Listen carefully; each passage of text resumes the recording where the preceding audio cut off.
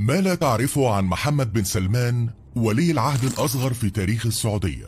أهلا بيكم في حكاية جديدة. اتولد محمد بن سلمان بن عبد العزيز آل سعود سنة 1985 بمدينة الرياض في السعودية، ويعتبر الابن السادس للملك سلمان بن عبد العزيز، وأمه هي الأميرة فهدة بن فلاح بن سلطان. الأمير محمد تقدر تقول عليه كده إنه كان ولد دحيح، فتعلم في مدارس العاصمة في الرياض لدرجة انه كان من ضمن ال10 الأوائل على مستوى المملكة في الثانوية العامة. ولما كبر حصل على بكالوريوس القانون من جامعة الملك سعود. فكرك بقى انه يعدي السنين كده هباء؟ تخيل يا سيدي انه طلع التاني على دفعته من كلية القانون والعلوم السياسية، ولما اتخرج اشتغل في عدد من الشركات التجارية. كمان حصل محمد بن سلمان على جوائز، منها جايزة شخصية العام القيادية لدعم رواد الأعمال لسنة 2013، والجايزة دي بتكون من مجلة فوربس الشرق الأوسط، وبصفته انه رئيس لمجلس إدارة مركز الملك سلمان للشباب.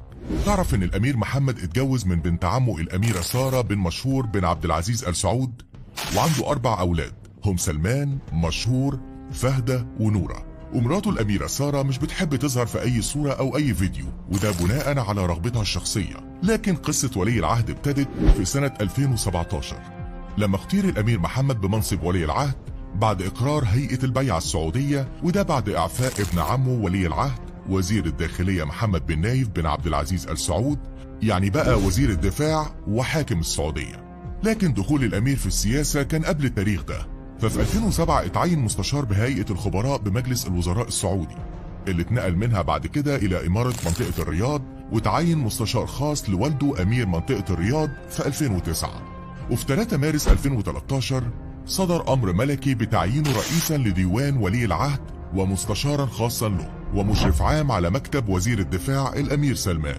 وفي 29 أبريل سنة 2015 أصدر الملك سلمان بن عبد العزيز آل سعود أمرا ملكيا ينص على اختيار الأمير محمد بن سلمان وليا للعهد، وتعيينه نائب تاني لرئيس مجلس الوزراء، ووزيرا للدفاع، ورئيسا لمجلس الشؤون الاقتصادية والتنمية.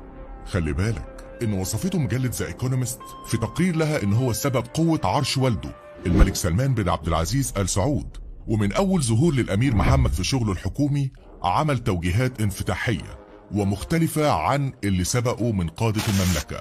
فشهدت السعودية خلال فترة ولاية عهده السماح للمرأة السعودية بالقيادة ودخول الملاعب الرياضية وتفعيل هيئة الترفيه، وقال إن السعودية بتحاول تكافح التشدد الديني داخل الدولة. كمان كان ليه دور كبير انه عارض الاتفاق النووي الإيراني، وهدد بتطوير السعودية قنبلة نووية، وأطلق خطة رؤية السعودية 2030، وهي خطة ما بعد النفط. ودي خطة هدفها ان تخلي الاقتصاد السعودي يركز على الاستثمار وعدم اعتماده على النفط كدخل أساسي ووحيد. يعني السعودية مش هتجيب فلوس بس من النفط، لا ده كمان من الاستثمار في قطاعات كتير. يا ترى كنت تعرف الإنجازات دي لولي العهد السعودي؟ قول لنا رأيك في الكومنتات، واستنونا في حكاية جديدة من عين مصر.